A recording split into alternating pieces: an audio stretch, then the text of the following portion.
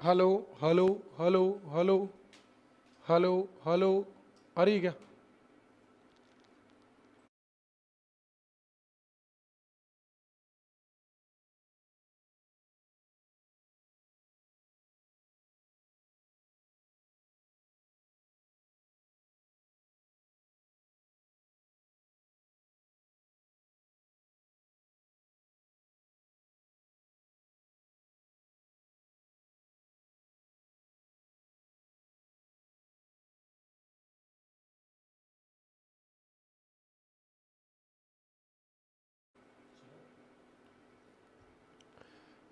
नमस्कार, मैं Manoj Jaglan.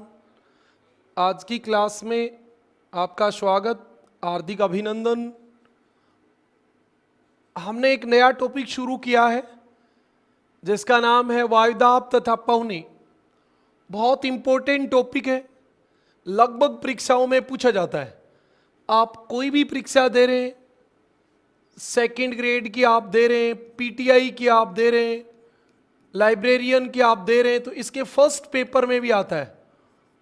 First paper में आपका ये एकमात्र टॉपिक होता है क्लाइमेटोलॉजी का, वायुदाब तथा पवने, चक्रवात, प्रति चक्रवात। इसके बाद आप सेकंड ग्रेड एसएसटी की परीक्षा दे रहे हैं तो आपके सब्जेक्ट में आएगा। आप थर्ड ग्रेड की मुख्य परीक्षा दे रहे हैं तो आपके ये सब्जेक्ट में आएगा। आप फर्स्ट ग्रेड ज्योग्राफी दे रहे हैं तो आपके ये एग्जाम में आएगा। आप यूजीसी नेट की एग्जाम दे रहे हैं तो भी आपके ये टॉपिक एग्जाम में आएगा। आप कॉलेज लेक्चर असिस्टेंट प्रोफेसर का एग्जाम दे रहे हैं, चाहे वो हरियाणा का दे रहे हैं चाहे राजस्थान का दे रहे हैं, तो भी आपके एग्जाम में आएगा। बहुत इंपॉर्टेंट टॉपिक है और इस टॉपिक पे हम बड़े आराम से और इत्मीनान के साथ डिस्कस करेंगे कि हर बच्चे को एक एक बात समझ में आ जाए। कम कर दो सर थोड़ा। ओके, तो ये आज का हमारा टॉपिक है। सबसे पहले हम शुरुआत करेंगे पवन से और वायुदाब से कि हवा क्या होती है। हवा, जिसको आप इंग्लिश में बोलते हो एयर, और इसी को हम कह देते हैं वायु। वायु या हवा एक ही बात होती है, एयर। एक आपका शब्द होता है पवन। पवन जो होती है वो होती है भी विंड्स। विंड्स, इन दोनों में सबसे पहले अंतर क्या है ये बताइए। तो वायु जो होती है भी, ये होता है गैसों का मिश्रण। गैसों का जो मिश्रण है, उस गैसों के मिश्रण को क्या कहते हैं?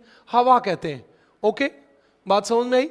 गैसों का मिश्रण यानी नाइट्रोजन, ऑक्सीजन, CO2, ऑर्गन, इन जो गैसों का मिश्रण है इसका नाम है हवा।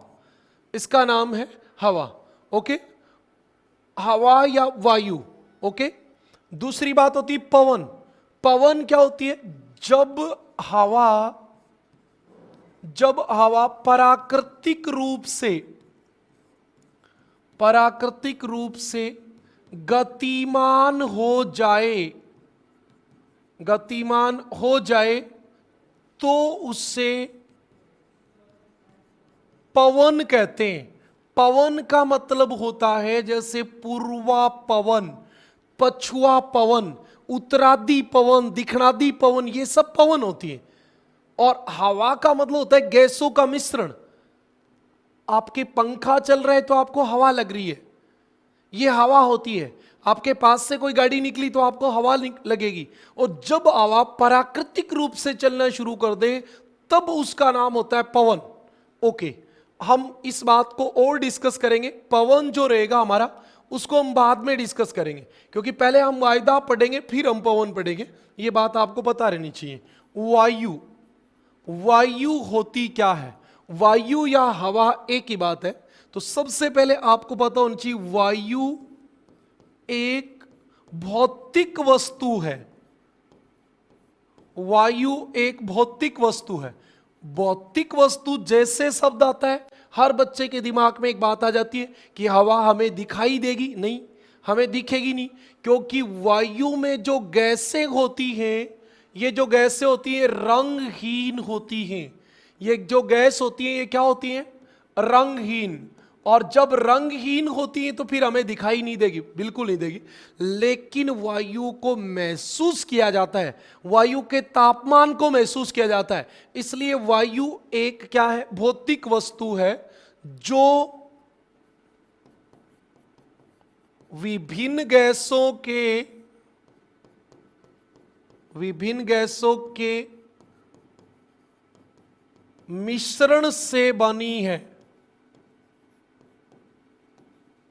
जो विभिन्न गैसों के मिश्रण से बनी है। वायु एक भौतिक वस्तु है और वो विभिन्न गैसों के मिश्रण से बनी है। ओके जी, अब हम बात करेंगे वायु दाब क्या होता है। तो आप वायु का दाब देखो, ये पेन इस हाथ के ऊपर रखा है, तो इसके ऊपर इस पेन का भार है, एक बात।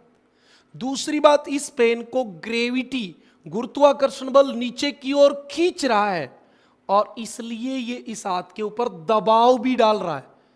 अब कई लोगों को लगता है कि सर ऐसे कैसे, जैसे मान लो मैं पृथ्वी पे 60 केजी का हूं, तो आप बताइए जब मैं चांद पे चला जाऊंगा तो केवल 10 किलो का हो जाऊंगा।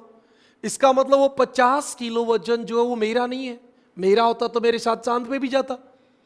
और पृथ्वी पे मैं 60 किलो का, इसका मतलब वो 50 किलो भार दबाव किसका है, ग्रेविटी का, क्योंकि ग्रेविटी मुझे नीचे की ओर खींच रही है, तब ये भार काम करता है। तो इसी प्रकार आवाक के ऊपर भी कौन काम करता है, ग्रेविटी।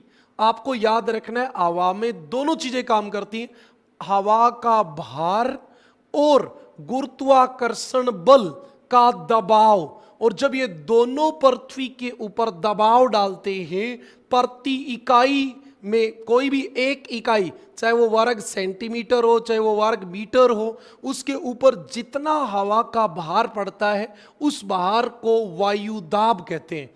तो कभी कभी सवाल आ भी जाए कि वायु दाब में योगदान होता है वायु के भार का, बिल्कुल। गुरुत्वाकर्षण बल का, बिल्कुल। गुरुत्वाकर्षण बल नहीं होता तो भी वायु दाब इतना नहीं होता, यह बात आपको पता रहनी चाहिए। ओके, बिल्कुल। वायु दाब, वायु का अपना स्वयं का भार होता है, स्वयं का भार होता है। बिल्कुल, आप वॉलीबॉल में हवा डालो, वॉलीबॉल में हवा डालने से पहले का भार और हवा डालने के बाद का भार चेक कीजिए, भार बढ़ जाएगा, बिल्कुल। इसके अलावा गुरुत्वाकर्षण बल हवा को पृथ्वी के केंद्र की ओर आकर्षित करता है। इसको आप ये कह सकते हो खींचता है। ओके, अतः वायु के भार व दबाव, ये दबाव जो होता है किसके कारण काम करता है, ग्रेविटी के कारण, गुरुत्वाकर्षण के कारण, और भार हवा का होता ही है। अतः वायु के भार व दबाव को वायु दाब कहते हैं। क्या कहते हैं भी, वायु दाब कहते हैं। सही बात है, बिल्कुल। जो बच्चा अभी जुड़ा है वो कमेंट करके अपनी उपस्थिति भी दर्ज कराए कि आपको बात समझ में आ रही है क्या, और कहीं कोई प्रॉब्लम तो नहीं है, कोई वॉइस में कोई और किसी प्रकार की भी आपको प्रॉब्लम रहती है तो आप कमेंट करें। ओके भी, ठीक है जी। अगली बात पे चलते हैं। धरातलीय सतह पर प्रति इकाई, वो इकाई कोई भी हो सकती है, यूनिट कोई भी हो सकती है, प्रति इकाई क्षेत्र पर पड़ने वाले पड़ने वाले भार को वायुदाब कहते हैं। क्या कहते हैं? वायुदाब कहते हैं।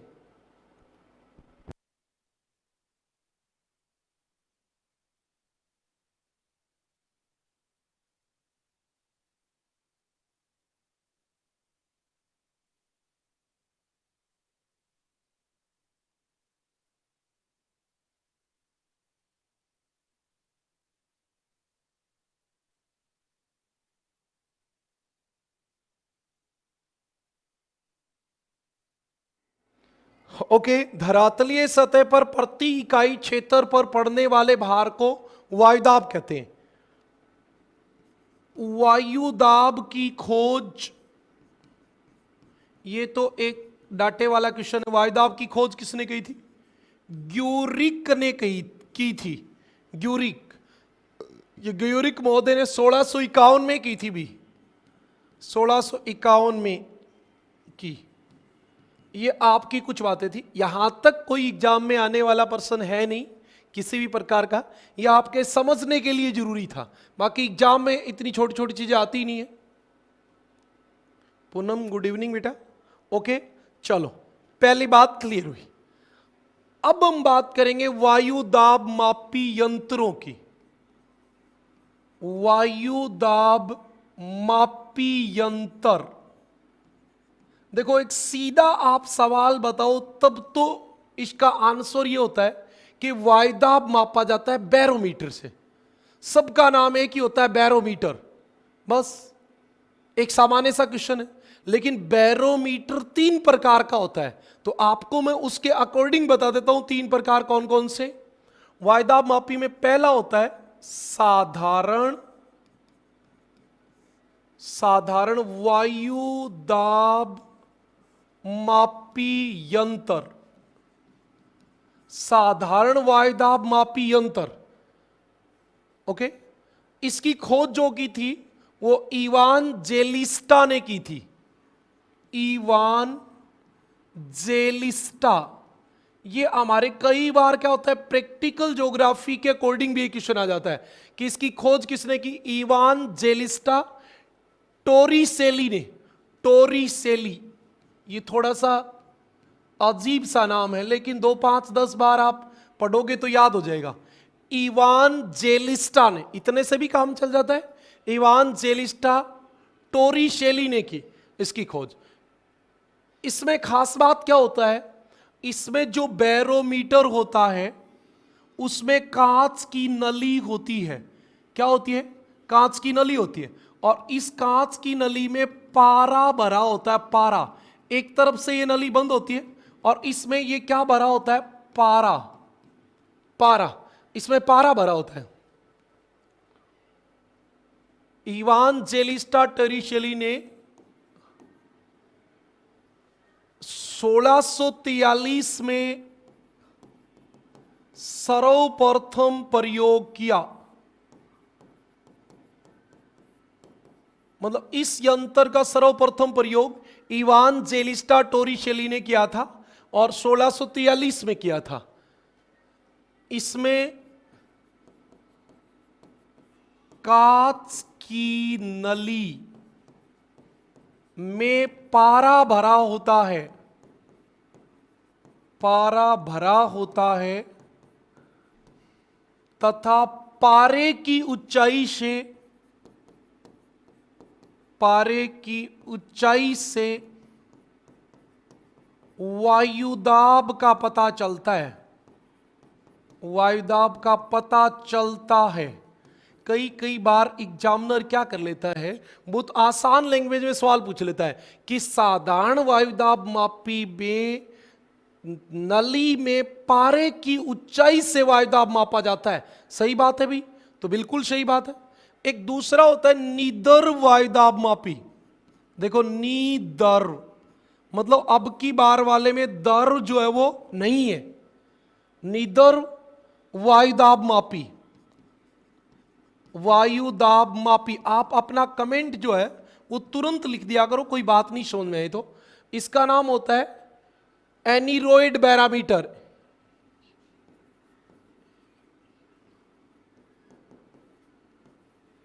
बैरोमीटर, ये होता है एनीरोइड बैरोमीटर। एनीरोइड बैरोमीटर का मतलब नीदर, इसमें पारा नहीं होता। तो ये बात लिख देता हूं, इसमें किसी प्रकार का द्रव या पारे का उपयोग नहीं किया जाता है, नहीं किया जाता है। ठीक है भी, इसमें किसी प्रकार का द्रव या पारे का उपयोग नहीं किया जाता है। इसमें क्या होता है, या आप ये कहो इसकी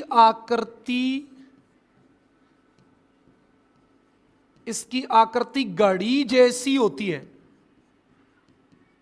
घड़ी जैसी होती है तथा उसके डायल पर, डायल समझते हो ना, डायल, डायल का मतलब घड़ी का डायल समझते हो आप, नीचे जहां नंबरिंग लिखे होते हैं वहां वो डायल होता है। उसके डायल पर वायुदाब को, ये काम की बात है, ध्यान से सुनना, इसके डायल पर वायुदाब को इंच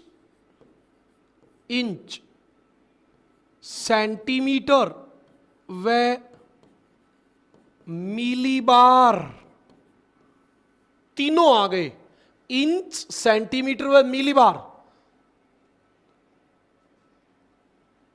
में अंकित किया होता है। ये आपका एक इंपॉर्टेंट क्वेश्चन बन गया। वायुदाब मापने के किस यंत्र में वायुदाब को इंच, सेंटीमीटर और मिलीबार तीनों के द्वारा दर्शाया जाता है? नीदर वायुदाब मापी में, साधारण वायुदाब मापी पारे वाले में, इसमें क्या होता है, पारे की ऊंचाई जो होती है, ऊंचाई, पारे की ऊंचाई, उसको इंच व सेंटीमीटर में मापते हैं, और इंच और सेंटीमीटर में माप के वायुदाब का पता लगाया जाता है कितना वायुदाब है। तीसरा आपका यंत्र होता है, यहीं लिख देता हूं, वायुदाब लेखी। इसका नाम होता है वायुदाब लेखी, इसको इंग्लिश में कह देते हैं बैरोग्राफ।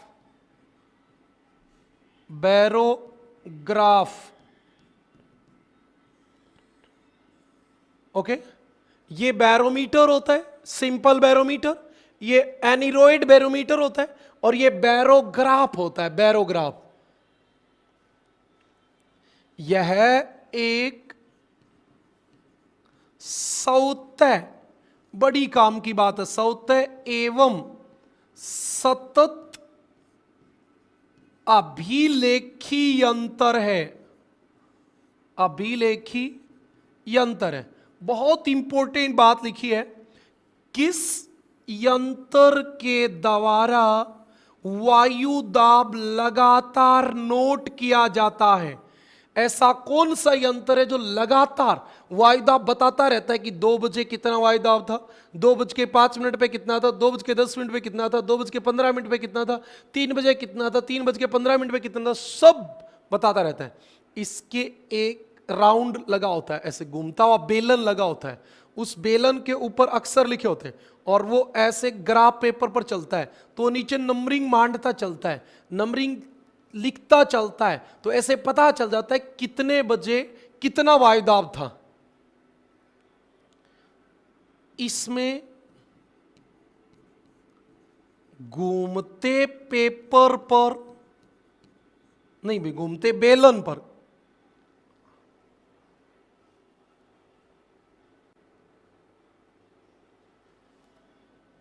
इसमें घूमते बेलन पर ग्राफ पेपर लगा होता है, पेपर लगा होता है। कहने की बात आपको समझ में आ गई, तीनों की अपनी अपनी बात है। ये साधारण वायुदाब मापी है, इसमें पारा भरा होता है, इसमें पारा नहीं होता, वायदाब लेखी बैरोग्राफ है, ये ग्राफ पेपर के ऊपर लगातार सौते एवं सतत अभिलेखी अंतर होता है, लगातार नोट करता रहता है। इतनी बात समझ में आई भी? बताओ चलो।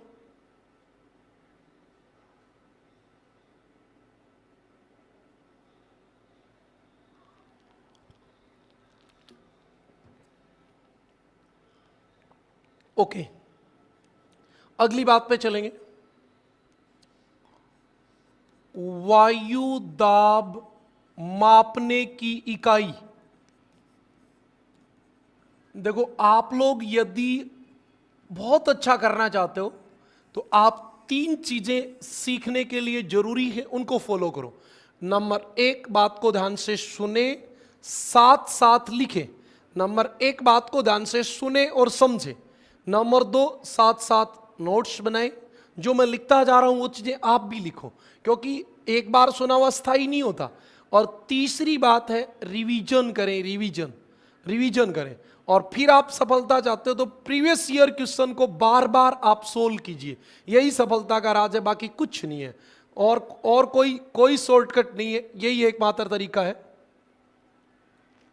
हाँ, इतनी बातें समझ में आ गई। वायदाब मापने की इकाई, तो देखो वायदाब मापने की इकाई जो है वो एक तो है मिलीबार, इसको बोलते हैं मिलीबार। आप देखोगे तो लगभग हमारे जो मैप होते हैं पहले के, उनमें वायदाब मिलीबार में मापा जाता है। फिर उसी समय एक और इकाई थी पास्कल। आजकल एक नई इकाई आ गई, हेक्टोपास्कल। ये क्वेश्चन जब भी आएगा तो ऐसे भी पूछा जा सकता है, वर्तमान समय में वायदाब मापने की इकाई क्या है? हेक्टोपास्कल, HYA कहते हैं इसको, HYA, हेक्टोपास्कल। ओके, 1 मिलीबार वायुदाब का मतलब क्या होता है? मिलीबार वायुदाब का मतलब होता है 1000 डाइन। डाइन जो होता है ना, डाइन, ये डाइन बल की इकाई है। 1000 डाइन प्रति वर्ग सेंटीमीटर, यानी 1 सेंटीमीटर पे 1000 डाइन बल लगता है, उसको हम बोलते हैं 1 मिलीबार। ओके, अच्छा, अब आप और काम की बात सुने। पृथ्वी का औसत वायुदाब, सेकंड ग्रेड की दृष्टि से बहुत इंपॉर्टेंट क्वेश्चन, और फर्स्ट ग्रेड में इसको कथन कारण में कन्वर्ट कर सकते हैं, तो आप दोनों तरीके से ध्यान रखें। पृथ्वी का औसत वायुदाब, सबसे पहली बात है पृथ्वी का औसत वायुदाब है कितना? 1013.25 मिलीबार। अब एक बात दिमाग में आएगी, आगे जाके आप पढ़ोगे कि ये पृथ्वी है, इतनी बड़ी पृथ्वी पर औसत वायुदाब निकाला कैसे? क्योंकि आपको पता है कि पृथ्वी पर तापमान सब जगह अलग अलग है, जलवाष्प की मात्रा अलग अलग है, 0 डिग्री पे ग्रेविटी फोर्स कम है, ध्रुवों पे ज्यादा है, हर चीज अलग अलग है। तो फिर इतनी बड़ी पृथ्वी का औसत निकाला कैसे? ये 1013.25 मिलीबार वायुदाब का मतलब क्या है? तो इस 1013.25 मिलीबार वायुदाब का मतलब ये है कि इसमें 0 और 90 के बीच 45 डिग्री अक्षांश को लिया जाता है। चाहे वो आप 45 डिग्री अक्षांश उत्तर का ले लो, चाहे दक्षिण का ले लो, एक बात। तो पृथ्वी का बीच आ गया ग्रेविटी की दृष्टि से। दूसरे नंबर पे पृथ्वी का औसत तापमान, पृथ्वी का औसत तापमान है आजकल 15.2 डिग्री सेल्सियस, क्योंकि तापमान वायुदाब को सबसे ज्यादा प्रभावित करता है। तो वायुदाब नापने के लिए तापमान औसत ले लिया 15.2। अब समुद्र तल से ऊपर जाओगे तो वायुदाब घटेगा, नीचे जाओगे तो बढ़ेगा। समुद्र तल क्या होता है? धरातल। धरातल का मतलब समुद्र तल होता है। तो हम लोग क्या करते हैं, समुद्र तल पर जो वायुदाब होता है उसको पृथ्वी का औसत वायुदाब मापते हैं। 45 डिग्री अक्षांश पर, 15.2 डिग्री सेल्सियस तापमान पर, और समुद्र तल पर जो वायुदाब होता है वो पृथ्वी का औसत वायुदाब होता है। तो ये बात आप नोट कर लेंगे। पृथ्वी का औसत वायुदाब 1013.25 मिलीबार है, जो 45 डिग्री अक्षांश, 45 सही नहीं लिखा गया, जो 45 डिग्री अक्षांश पर 15.2 डिग्री सेल्सियस तापमान पर समुद्र तल पर अंकित किया जाता है। मतलब औसत वायुदाब जो है वो 15 डिग्री सेल्सियस तापमान या 15.2 देख लो आप, और 45 डिग्री अक्षांश पर और समुद्र तल पर नोट किया जाता है। मतलब 45 डिग्री अक्षांश, 15.2 डिग्री सेल्सियस तापमान, समुद्र तल पे जो वायुदाब होगा वो पृथ्वी का औसत वायुदाब होगा, और वो आपका कितना है? 1013.25 मिलीबार। ये पृथ्वी का औसत वायुदाब है। अब सवाल आता है, यह 1013.25 मिलीबार वायुदाब बैरोमीटर में जो साधारण वाला बैरोमीटर है, बैरोमीटर में 29.92 इंच या 29.92 इंच या 76 सेंटीमीटर पारे की ऊंचाई के बराबर होता है। ऊंचाई के बराबर होता है। कहने का मतलब यह है कि बैरोमीटर में जब पारे की ऊंचाई 29.92 इंच होगी या 76 सेंटीमीटर होगी, तब वायुदाब कितना होगा? 1013.25 मिलीबार होगा। एक बात और पता होनी चाहिए, 0.1 इंच ज्यादा दूरी इंच में होती है। इंच पारे की ऊंचाई 3.6 मिलीबार वायुदाब दर्शाती है। क्योंकि बैरोमीटर में तो केवल इंच से, मिलीबार वायुदाब तो हम निकालते हैं 3.4, भाई 3.4 होता है, 3.6 नहीं होता। क्या होता है? 3.4। मेरे 3.6 क्यों याद आ रहा है? एक बार चेक कर लेना भाई इसको। अब जब एक बार शक हो जाता है दिमाग में तो फिर क्लियर होता नहीं है। मेरे हिसाब से 3.4 मिलीबार वायुदाब होना चाहिए। एक बार चेक कर लेना, फिर भी यदि चेंजमेंट होगा तो कल की क्लास में वापस अपडेट कर देंगे। क्योंकि कभी भी किसी बात पे एक बार शक हो गया तो फिर आप क्लियरली उस समय कम से कम एक बार नहीं बता पाते हो, क्योंकि ये तो याद की हुई बातें होती हैं। एक बार शक हो गया तो लग रहा है। ओके, हाँ ठीक है भी, इतनी बातें समझ में आ गई। ये पृथ्वी का औसत वायुदाब था। अब हम बात करेंगे पृथ्वी पर सर्वाधिक वायुदाब कहां अंकित किया गया। पृथ्वी पर सर्वाधिक वायुदाब, तो सर्वाधिक वायुदाब तो वहां अंकित किया जाएगा जहां तापमान कम होगा, और तापमान कम होता है रूस में। तो रूस के अगाता स्थान का नाम है, रूस के अगाता में, और यहां आपका वायुदाब नोट किया गया था 1083 मिलीबार, 1083 मिलीबार। यह सर्वाधिक वायुदाब है पृथ्वी पर अभी तक नोट किया गया। पृथ्वी पर न्यूनतम वायुदाब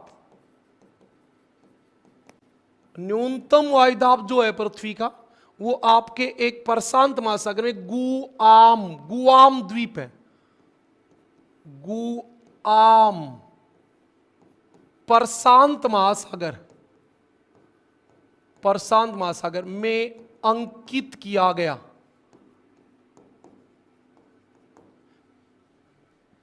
परंतु न्यूनतम वायुदाब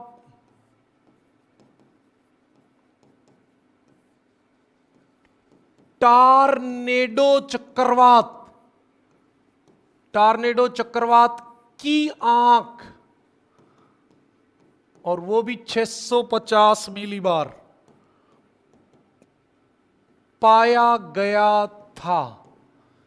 एक बार टॉर्नेडो की आंख में भी वायुदाब नोट किया गया 650। 850 से नीचे वायुदाब बहुत कम आता है, 850 से नीचे आता ही नहीं है। लेकिन टॉर्नेडो जो होता है वो तो बहुत खतरनाक चक्रवात होता है, उसमें हवा लगातार ऊपर उठती है। तो उसके केंद्र में आपका न्यूनतम वायुदाब एक बार नोट किया गया था, ये बात ध्यान रखें।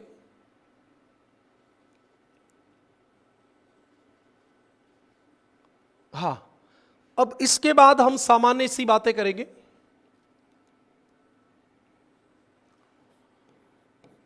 वायुदाब को प्रभावित करने वाले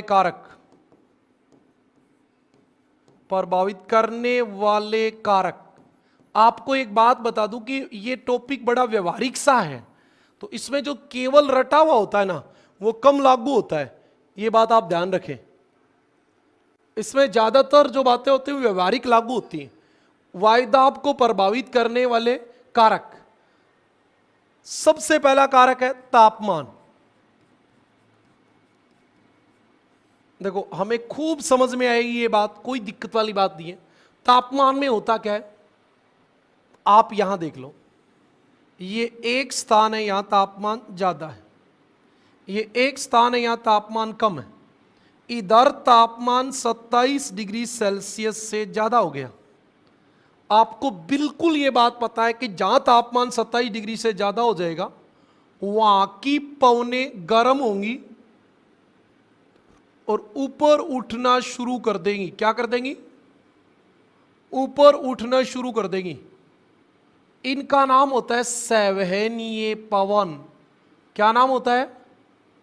संवहनीय पवन। इनका नाम क्या होगा? संवहनीय पवन। ओके, अब आप बताओ मुझे, यहां हवा कहां बची या नहीं बची, या हवा कहां बचेगी? यहां की हवा तो ऊपर चली गई, ऊपर चली गई तो यहां हवा बची ही नहीं। और जहां तापमान कम है वहां हवा ठंडी होगी, और ठंडी होकर हवा क्या करेगी? नीचे उतरेगी। अब नीचे उतर गई, यहां वाली सारी हवा नीचे उतर गई, तो यहां हवा नहीं है। तो यहां हवा नहीं, तो ये वाली हवा यहां आ जाएगी, ये वाली हवा यहां आ जाएगी आपकी। ओके, ये वाली, और ये वाली हवा यहां आ जाएगी। तो आप बताओ फिर यहां तो हो गई ज्यादा मात्रा में हवा, या हवा नीचे उतर रही है।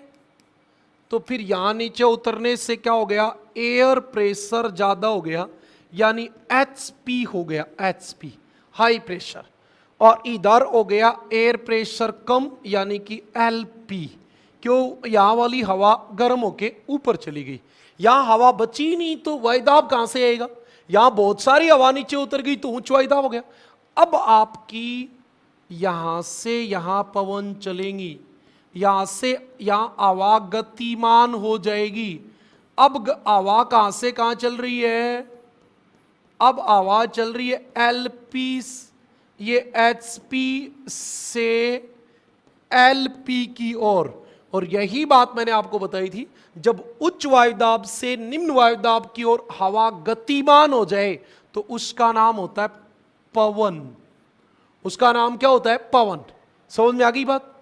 अब आपको पूरी टोटल व्यवहारिक बात समझ में आ गई कि तापमान ज्यादा होगा वहां वायुदाब कम होगा, तापमान कम होगा वहां वायुदाब ज्यादा होगा। क्यों हुआ ये आपके सामने है।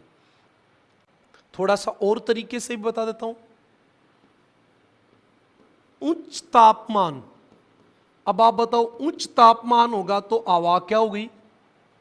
बताओ भी क्या होगी? गर्म, गर्म वायु। उच्च तापमान यानी गर्म वायु। आप बताओ, जो वायु गर्म होगी वो क्या होगी? हल्की, हल्की वायु। और हल्की होगी वो ऊपर उठेगी, एक बात। एक दूसरी बात, हल्की है तो वायुदाब क्या होगा? कम। तो आपका क्या होगा? निम्न वायुदाब। अरे हल्की होगी तो बाहर तो कम हो ही गया, सही बात है। निम्न तापमान, निम्न तापमान है तो ठंडी वायु, और ठंडी वायु होगी तो होगी भारी, और बाहरी होगी तो बाहर ज्यादा होगा, और बाहर ज्यादा होगा तो क्या होगा? उच्च वायुदाब। ये दोनों तरीके से मैंने आपको बात बता दी। बाकी एग्जैक्ट बात यह है कि हल्की हवा होगी वो ऊपर उठेगी, और ऊपर उठेगी तो निम्न वायुदाब हो जाएगा, और बाहरी जो होगी वो नीचे उतरेगी, और नीचे उतरेगी तो उच्च वायुदाब हो जाएगा। ये आपकी बात है। इतनी बात आपको समझ में आ गई कि ये बता दो, बताओ भाई।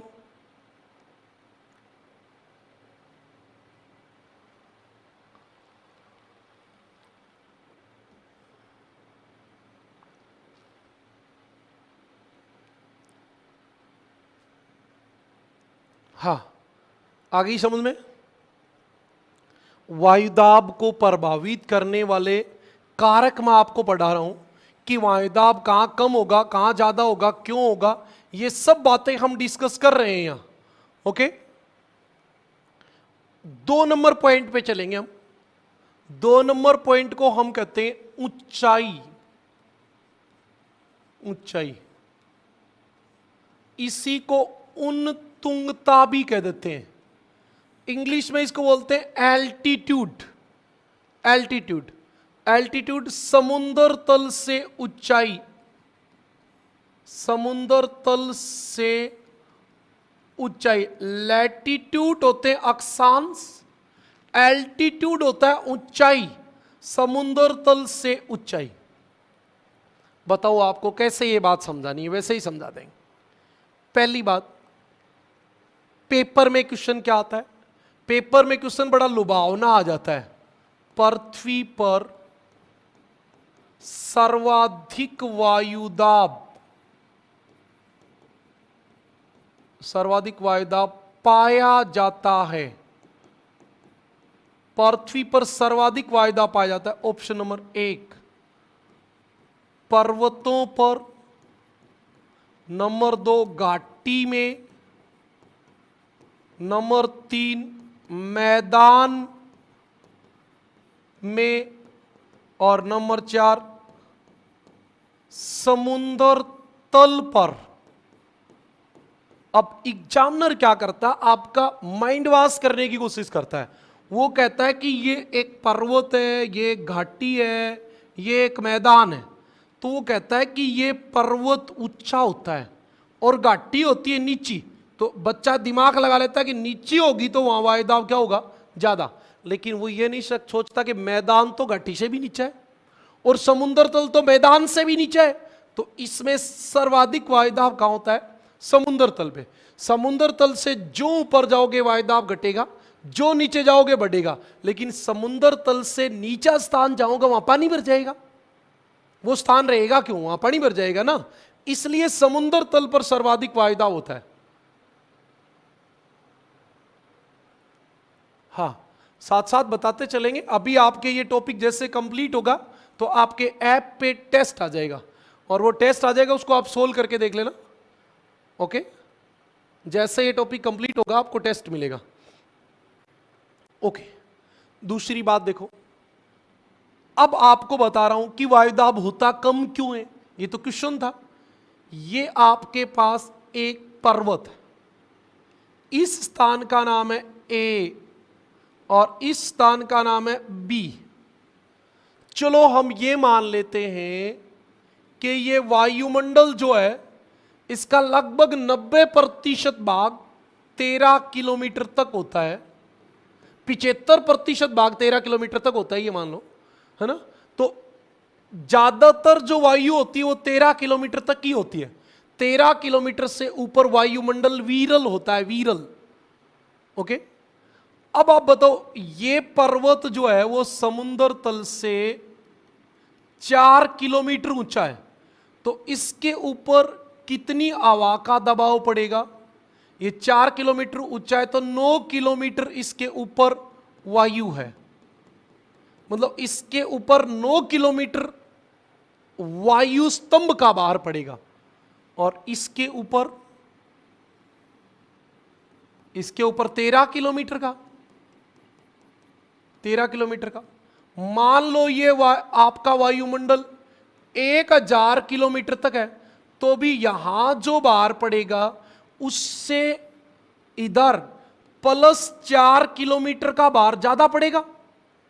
भाई जितना भी बाहर इस स्थान पे पड़ रहा है उससे तो 4 किलोमीटर ज्यादा ही हवा है यहां।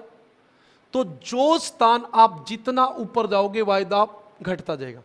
एक और एग्जांपल देख लो आप, ये आपके पास गेहूं की बोरी है, बोरी, गेहूं की बोरी अनाज की भर के हम ऐसे लगाते हैं। मान लो ये क्या है, गेहूं की बोरी। अब आप एक तो हाथ दो इसके नीचे, तो आपके ऊपर 1 2 3 बोरी का भार पड़ेगा, और एक आप हाथ दे दो यहां तो 4 5 और 6 का भार पड़ेगा। जितना नीचे जाओगे भार तो बढ़ता जाएगा। तो ये तो भार पड़ रहा है यहां पे भी, ये प्लस नीचे वाला और पड़ रहा है। तो जो स्थान जितना नीचा होगा वायुदाब उतना ही ज्यादा बढ़ जाएगा, क्योंकि जितना आप नीचे जाओगे वायु स्तंभ बढ़ता जाएगा। ओके, ठीक है जी, वायु स्तंभ बढ़ता जाएगा। अब आप देखिए, पृथ्वी पर सर्वाधिक वायुदाब समुद्र तल पर पाया जाता है। यह बात मैं आपको बता चुका हूं, समुद्र तल पर पाया जाता है। सबसे इंपॉर्टेंट सवाल तो यही है। कोई भी एग्जाम होता है 30 से 40% बहुत आसान सवाल आते हैं, वो ऐसे ही होते हैं। और कैसे होते हैं? समुद्र तल से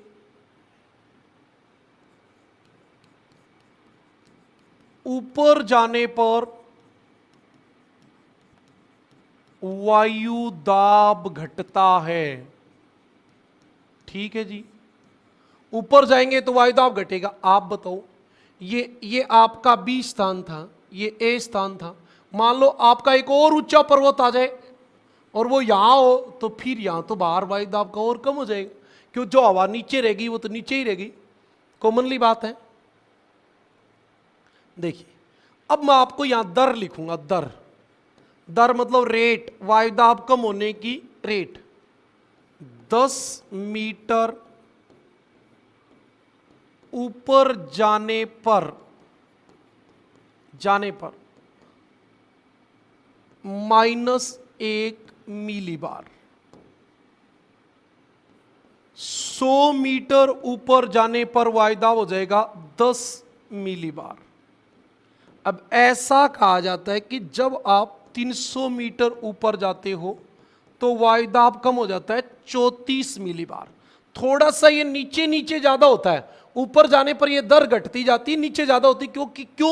क्योंकि धरातल के पास वायु ज्यादा सघन होती है, पास, क्योंकि ग्रेविटी ज्यादा खींचती है। एक बात। दूसरी बात, धरातल के निकट भारी वायु होती है। धरातल के निकट क्या होती है? भारी वायु होती है। 2 बातें हो गई ना, ये बातें बता दूंगा। 500 मीटर ऊपर जाने पर -50 मिलीबार। अब सर ये 34 है, आगे वाला 50 है।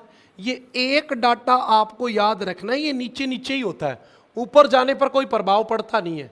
और 1000 मीटर या 1 किलोमीटर ऊपर जाने पर तो आपका 100 मिलीबार कम हो जाएगा। 5 किलोमीटर ऊपर जाने पर 500 मिलीबार कम हो जाएगा। अब समुद्र तल पे वायुदाब कितना था? 1013। 5 किलोमीटर ऊपर चले गए तो कितना हो गया? 1013 था समुद्र तल पे। 5 किलोमीटर ऊपर जाते ही 500 कम हो गया, कितना बच गया? 513 मिलीबार बच गया। बच गया कि नहीं बच गया? 513 मिलीबार बच गया। इसका मतलब क्या हुआ कि वायुदाब धरातल का आधा हो गया। वायुदाब कितना हो गया? धरातल का आधा।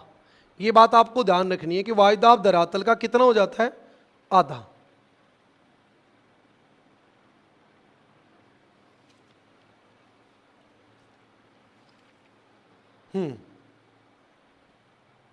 हम लिख देंगे ये बात भी।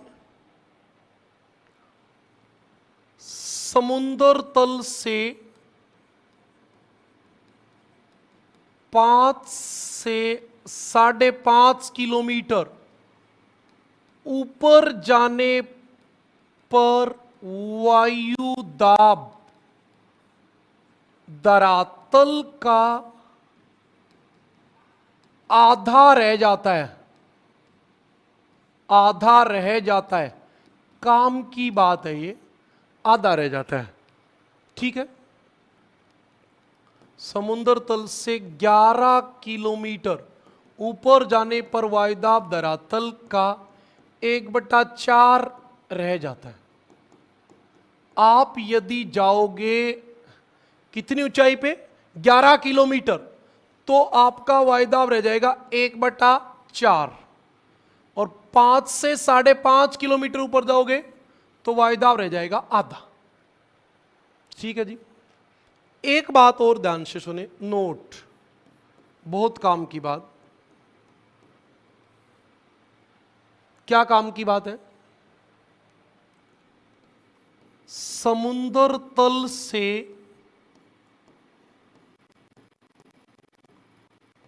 ऊपर जाने पर वायुदाब तथा तापमान दोनों घटते हैं। अच्छा, हमने तो कहा था कि तापमान और वायुदाब का उल्टा संबंध होता है, लेकिन यहां तो दोनों घट रहे हैं। जबकि हमने यहां पे एक जगह लिखा था कि तापमान जो होता है उसका उल्टा संबंध होता है। तापमान ज्यादा तो वायुदाब कम, तापमान कम तो वायुदाब ज्यादा। यहां आप तापमान व वायुदाब का धरातल पर उल्टा संबंध होता है।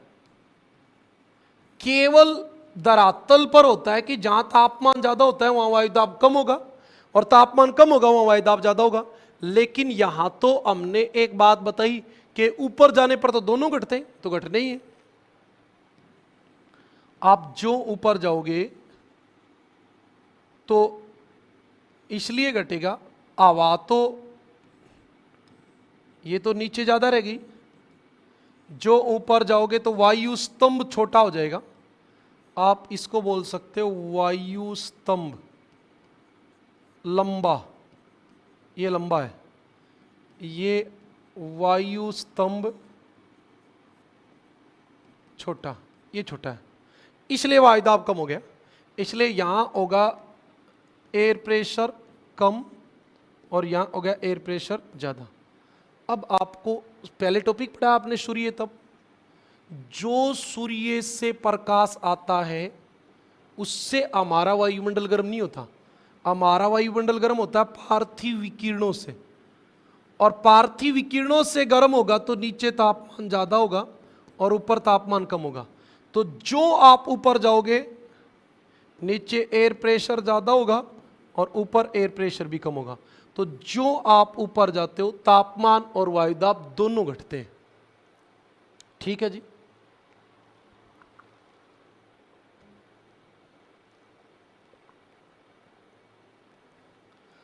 अगली बात पे चले। हमारा तीसरा कारक है वायुदाब को प्रभावित करने वाला, आर्द्रता, ह्यूमिडिटी जिसको बोलते हो, नमी, इसी को बोलते हैं जल वाष्प की मात्रा, वाटर वेपोर, वाटर वेपोर। अब आप बताओगे क्या? चलो बता दो। शुष्क वायु जो होगी, शुष्क वायु, वो भारी होगी या हल्की होगी? और आर्द्र वायु भारी होगी या हल्की होगी? बताओ, कोई बताएगा? जल्दी से कमेंट करके बताओ जो बच्चे लाइव चल रहे हो। शुष्क वायु भारी होगी कि हल्की होगी? बताओ, एक अपनी बात बताया करो।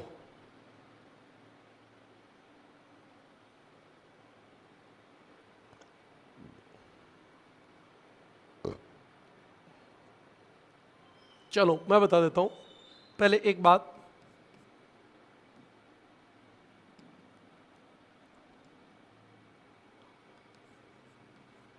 जल वाष्प का भार नाइट्रोजन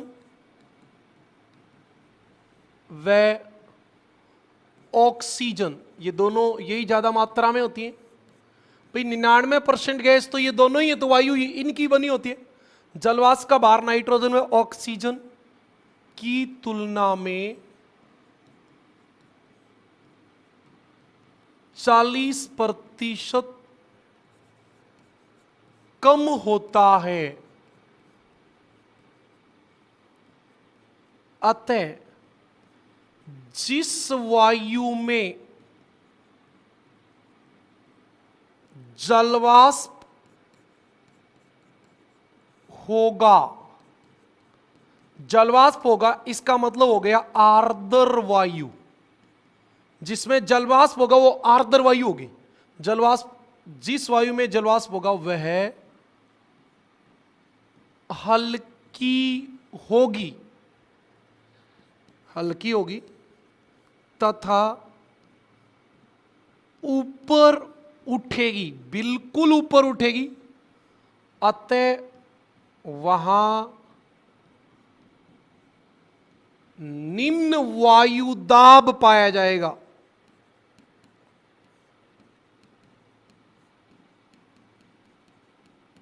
अतः वहां निम्न वायु दाब पाया जाएगा। अब कई बच्चों के दिमाग में नहीं सर पानी तो भारी होता है। बेटा पानी भारी होता तो जिस हवा में पानी होता क्या वो ऊपर जाती? क्या उससे बादल बनते? क्या बारिश होती?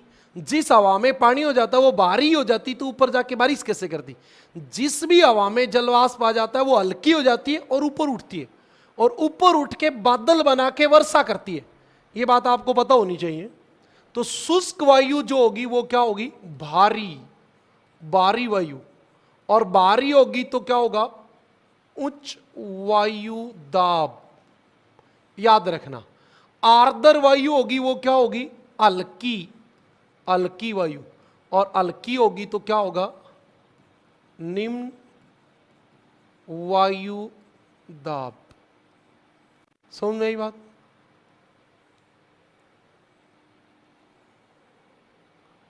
आई क्या बात समझ में? एक बार कमेंट करके बताओ ये बात समझ में आई हो तो।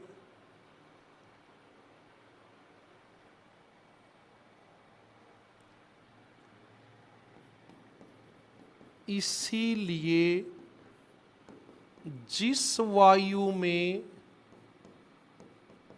आर्द्रता होती है वह ऊपर उठती है, बादल बनाती है तथा वर्षा करती है, तथा वर्षा करती है। ये बात ध्यान रखनी चाहिए।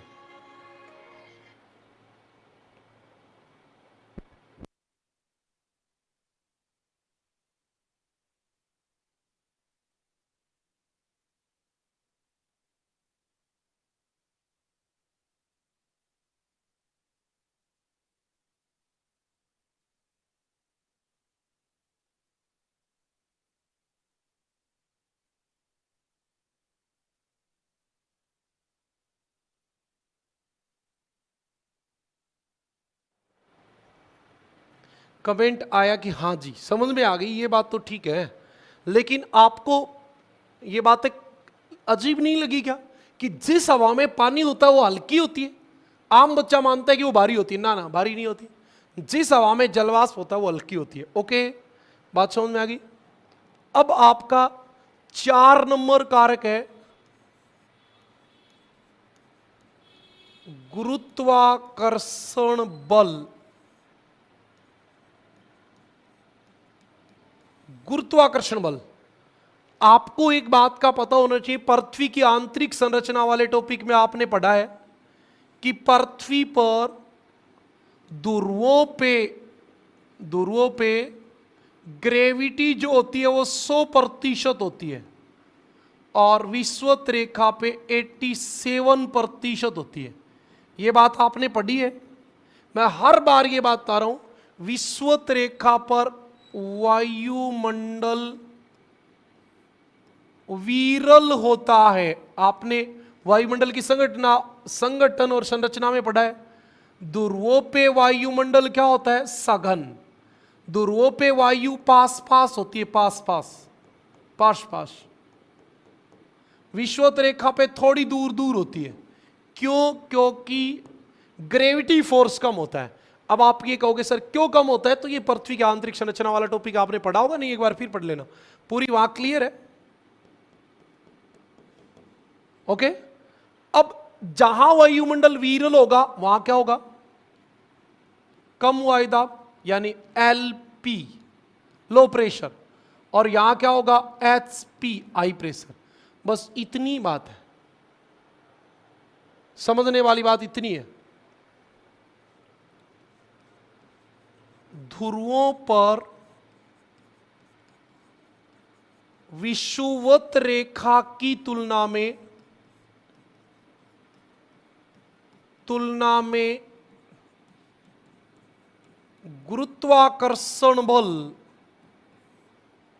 गुरुत्वाकर्षण बल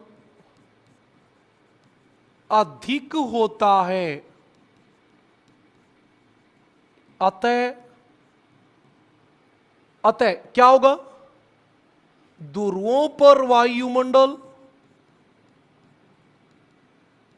वायुमंडल सघन तथा विषुवत रेखा पर विरल होता है। विरल का मतलब वायु के कणों में थोड़ी जगह होती है, वहां पास पास होते हैं। अतः ध्रुवों पर उच्च वायुदाब तथा विषुवत रेखा पर निम्न वायुदाब पाया जाता है।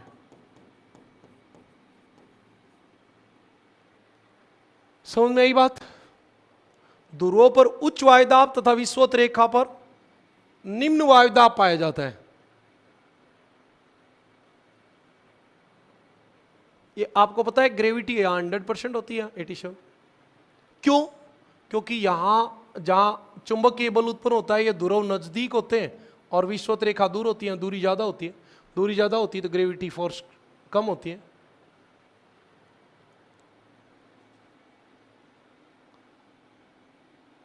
इतनी बातें समझ में आ गई क्या? बताओ।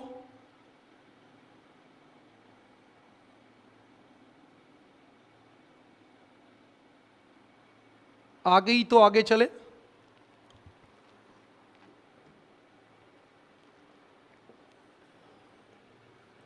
वैसे ज्यादा प्रभाव तो नहीं होता, लेकिन होता है। पृथ्वी की घूर्णन गति का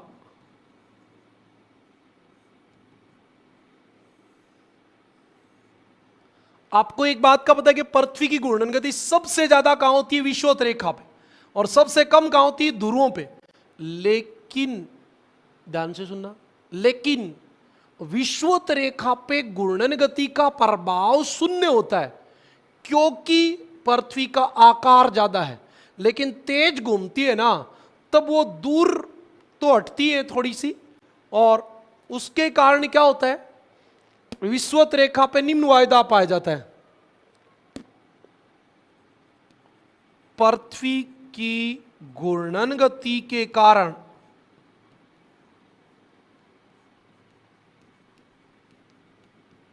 भूमध्य रेखा पर, भूमध्य रेखा और विषुवत रेखा एक ही होती है। भूमध्य रेखा पर निम्न वायुदाब पाया जाता है, निम्न वायुदाब पाया जाता है। ओके, और बताओ।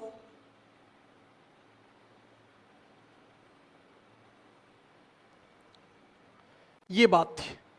अब हम बात करेंगे वायुदाब के वितरण की। वायुदाब का वितरण, तो वितरण तो दो प्रकार का होगा। एक तो धरातल पर, यानी कि क्षैतिज पृथ्वी के धरातल पे कहां उच्च वायुदाब कहां निम्न वायुदाब, और एक लंबवत ऊर्ध्वाधर धरातल से ऊपर की ओर जाने पर। तो पहले हम ऊर्ध्वाधर की बात कर लेते हैं क्योंकि छोटा है, फिर क्षैतिजीय वितरण की बात कर देंगे। तो आपका पहला रहेगा वायुदाब का लंबवत या ऊर्ध्वाधर वितरण। ठीक है जी, ऊपर की ओर जाने पर। अभी मैंने आपको बताया भी था पीछे के पॉइंट में, आपको याद हो तो देखो, ये रहा, ये रहा, ये आपका क्या है, ऊंचाई में ऊपर की ओर जाने पर वायुदाब घटता है। 10 मीटर ऊपर जाने पर 1 मिलीबार, 100 मीटर पे 10 मिलीबार, ये सब ऊर्ध्वाधर वितरण ही था। सही देखें तो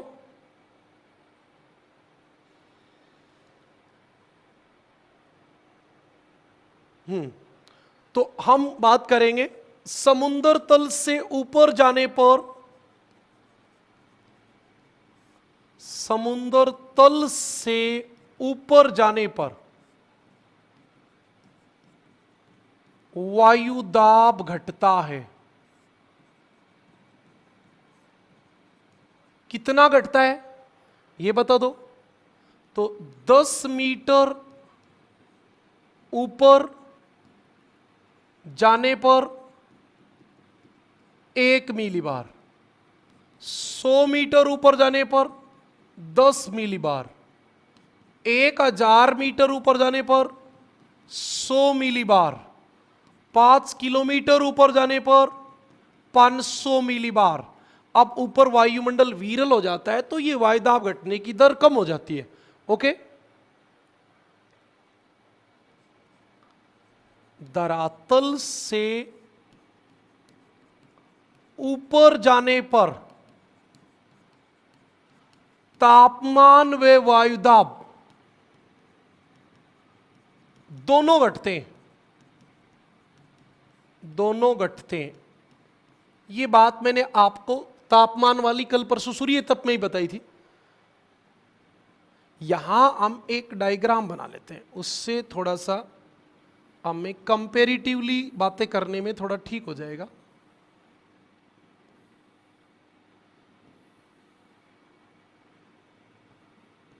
ऊंचाई,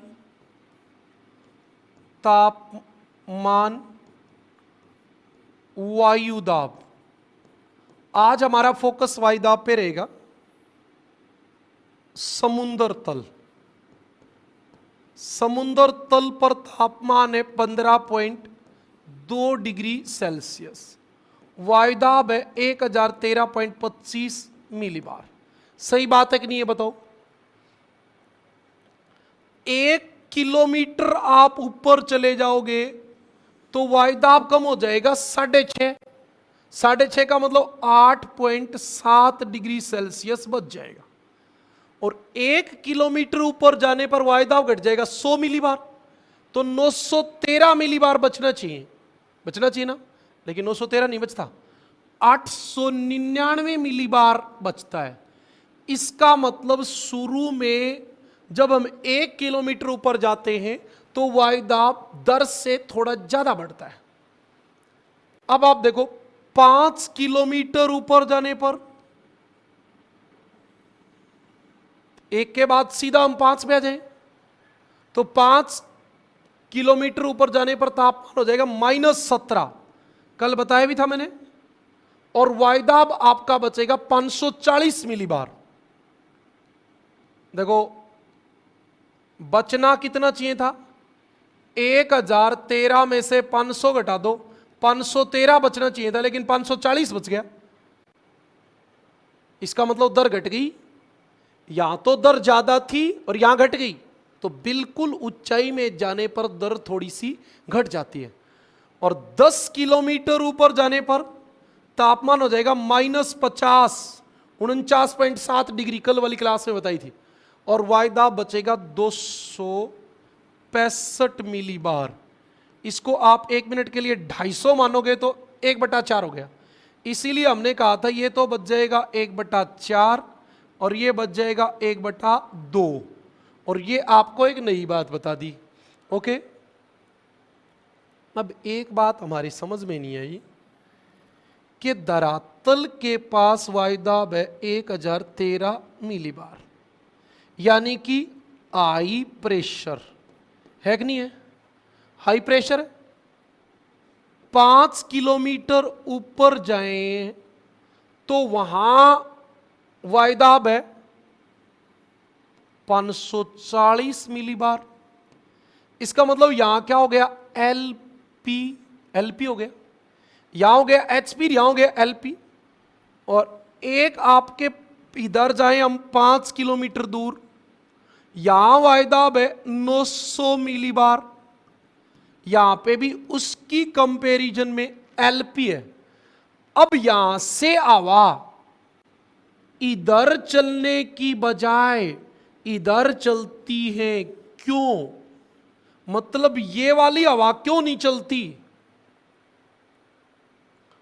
इनका नाम होता है ऊर्ध्वाधर पवन,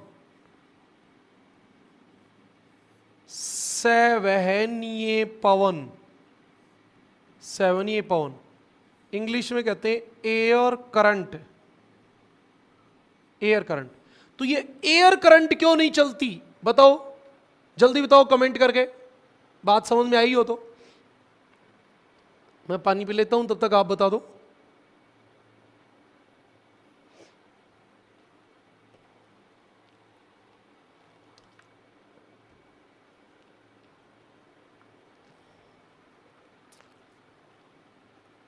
आप बताते नहीं हो, बस यही कमी है। ओके, ये पवन ऊपर जाएगी ना, ये ऊपर जाना चाह रही है, इसको ग्रेविटी पकड़ लेगी, जाने नहीं देगी, छोड़ेगी नहीं, छोड़ेगी नहीं। ऊपर जाएगी तो गुरुत्वाकर्षण बल इसको पकड़ के नीचे खींचेगा। इसलिए गुरुत्वाकर्षण बल इन तीनों को नहीं चलने देता है, या कम मात्रा में चलने देता है, ज्यादा प्रभावी नहीं होती। और ये वाली प्रभावी होती क्योंकि जितना ग्रेविटी यहां है उतना ही ग्रेविटी फोर्स यहां है, तो यहां बराबर है। आप अपना हाथ है ना, अपना हाथ, इस हाथ को ऐसे ऊपर नीचे करके देखो, ऊपर ले जाओगे तब जोर आएगा, नीचे जाएगा तो अपने आप आ जाएगा। और आप ऐसे करो, कोई जोरदार नहीं आएगा। तो यहां ग्रेविटी काम नहीं करती है धरातल के समानांतर, और लंबवत जब जाओगे आओगे तो ग्रेविटी काम करेगी, ये बात ध्यान रखना। ओके, बात समझ में आई हो तो एक बार कमेंट कर दो। ओके, नहीं आई है, दोबारा बतानी है तो भी आप कमेंट करें, मैं दोबारा बता दूंगा एक बार। हाँ, ऊर्ध्वाधर दाब प्रवणता। दाब प्रवणता का मतलब होता है दो स्थानों के मध्य वायुदाब में अंतर। ऊर्ध्वाधर दाब प्रवणता, ये दिखेगा क्या कलर? देखना भाई एक बार, दिखता है क्या? यही ठीक है ना? ऊर्ध्वाधर दाब प्रवणता क्षैतिज दाब प्रवणता से, क्षैतिज दाब प्रवणता से अधिक होती है। ऊर्ध्वाधर दाब प्रवणता क्षैतिज दाब प्रवणता से अधिक होती है, अतः शक्तिशाली ऊर्ध्वाधर पवनें चलनी चाहिए।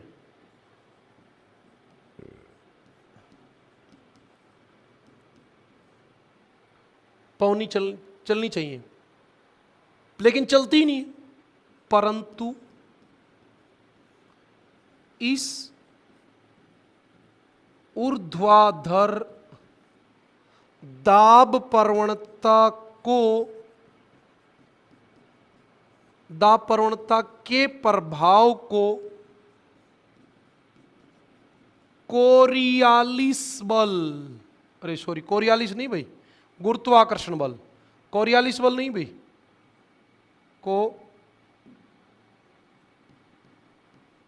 गुरुत्व बल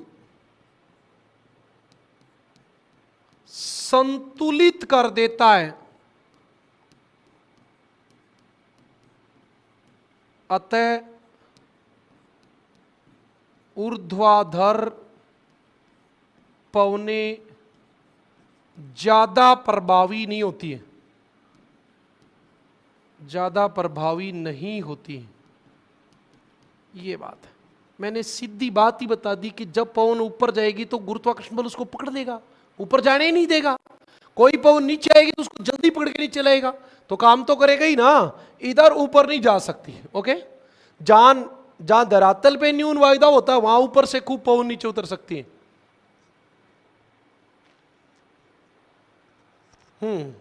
इतनी बातें समझ में आ गई। अब मैं आपको एक बात और बताना चाहता हूं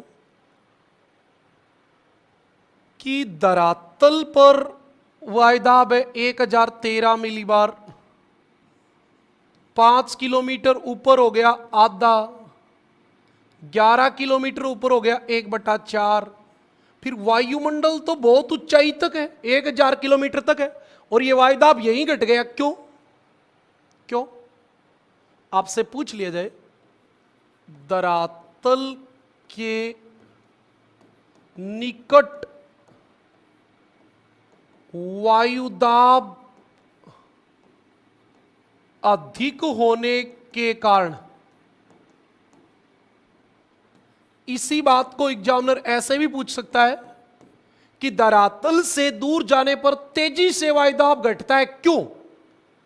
ऊपर जाने पर धीरे धीरे घटता है, धरातल के पास तेजी से घटता है, क्यों? तो नंबर 1, धरातल के निकट सी की अधिकता होती है, अतः धरातल के निकट सघन वायुमंडल पाया जाता है, वायुमंडल पाया जाता है। कहने का मतलब यह है कि यहां अणुओं के बीच में दूरी कम होती है, जो जो आप ऊपर जाते जाओगे अणुओं के बीच की दूरी बढ़ती जाएगी, ऐसे। तो धरातल के पास वायुमंडल सघन है तो ज्यादा वायु है, ज्यादा वायु तो बाहर भी ज्यादा होगा। दूसरी बात, धरातल के निकट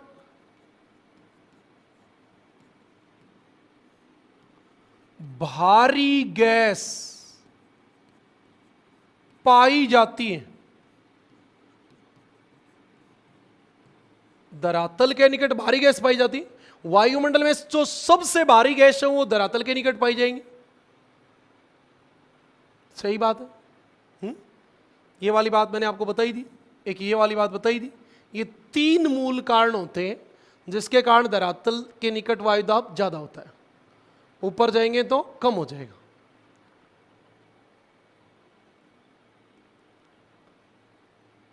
तीसरा आप ये भी कह सकते हो, धरातल से ऊंचाई में जाने पर गुरुत्व बल कम हो जाता है,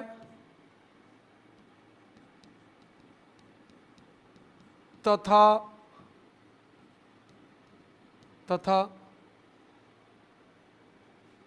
हल्की गैसें पाई जाती हैं, है ना। ये आपकी बात थी। वायुदाब के लंबवत वितरण की, वायुदाब के लंबवत वितरण की या ऊर्ध्वाधर वितरण की, ये आपकी बात थी। यहां आपको मैंने कुछ कंपैरेटिवली बातें बताई दो, तो आप थोड़ा सा इसको लेके समझ गए होंगे। ठीक है जी। अब हम बात करेंगे वायुदाब के क्षैतिज वितरण की।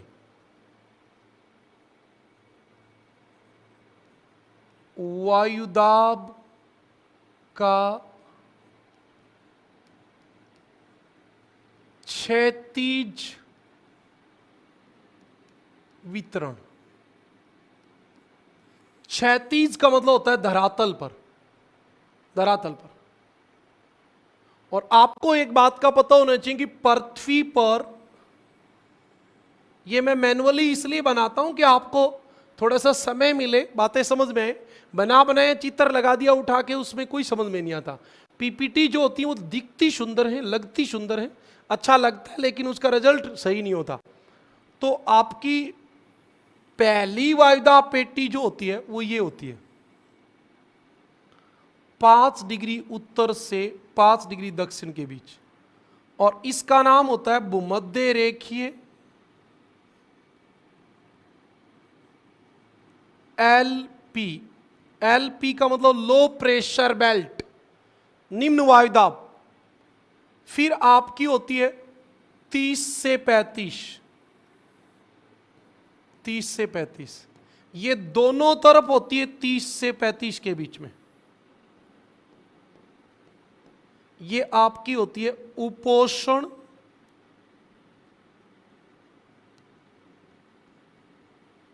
उच्च वायुदाब पेटी। उपोषण उच्च वायुदाब पेटी। फिर आपकी होती है 60 से 65, इसका नाम होता है उपध्रुवीय। क्या नाम होता है? उपध्रुवीय निम्न वायुदाब पेटी। और ये होती है आपकी ध्रुवों के आसपास ध्रुवीय उच्च वायुदाब पेटी। ऐसे ही यहां होती है ध्रुवीय उच्च वायुदाब पेटी। ये आपकी एक होती है 60 से 65 दक्षिण में, ये दक्षिण है, ये सब उत्तर है। इसका नाम होता है उपध्रुवीय निम्न वायुदाब पेटी। देखो आप इधर एलपी लो प्रेशर, इधर एचपी दोनों तरफ, फिर आपका दोनों तरफ एलपी, और फिर दोनों तरफ एचपी हाई प्रेशर। ये आपकी पेटी होती है। अब कितनी पेटी हो गई? ये 7 हो गई। Number 1, number 2, number 3। सर ये दो अलग अलग कैसे? बेटा इसके लग जाएगा उत्तरी, इसके लगेगा दक्षिणी, दोनों हैं तो अलग अलग ना। इसके लगेगा उत्तरी, इसके लगेगा दक्षिणी, इसके लगेगा उत्तरी, इसके लगेगा दक्षिणी। तो ये आपकी 4 नंबर, ये आपकी 5 नंबर, ये आपकी 6 नंबर, और ये आपकी 7 नंबर। तो पृथ्वी पर वायुदाब पेटियों के रूप में पाया जाता है। पृथ्वी पर कुल 7 वायुदाब पेटी पाई जाती है, जिनके 4 समूह होते हैं। समूह तो 4 ही हैं, ए बी दोनों सेम है, और ये दोनों सेम है, और ये दोनों सेम है। ठीक बात है। तो पृथ्वी पर 7 वायुदाब पेटी व 4 समूह पाए जाते हैं। ओके, ये आपकी बात है।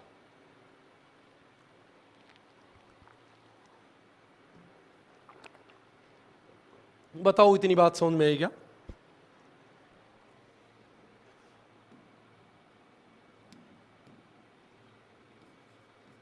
वायुदाब के धरातल पर वितरण या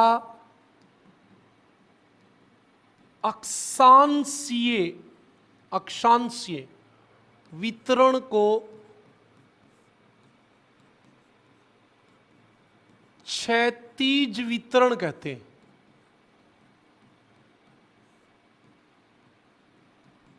क्षैतिज वितरण कहते हैं। सही बात यह है, पृथ्वी पर वायुदाब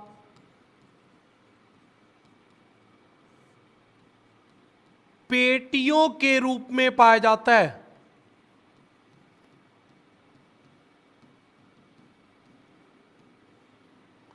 पाया जाता है। अगली बात, कितनी वायुदाब पेटी पाई जाती है? पृथ्वी पर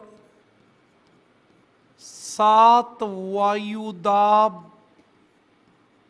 पेटी पाई जाती हैं,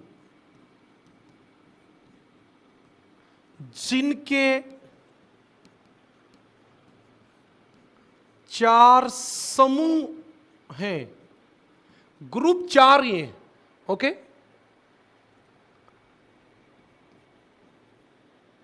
इन सात में 3 तापजन्य, मतलब 3 पेटियों का जन्म तापमान के कारण होगा। किस किस का? इसका, या टेम्परेचर ज्यादा होता है इसलिए वायुदाब कम होता है, और यहां टेम्परेचर कम होता है इसलिए वायुदाब ज्यादा होता है, यहां टेम्परेचर कम होता है इसलिए वायुदाब ज्यादा होता है। 1, 2 और 3 वायुदाब पेटी जो है वो तापजन्य है। बहुत बार सवाल पूछा जाता है। इन 7 में 3 तापजन्य व 4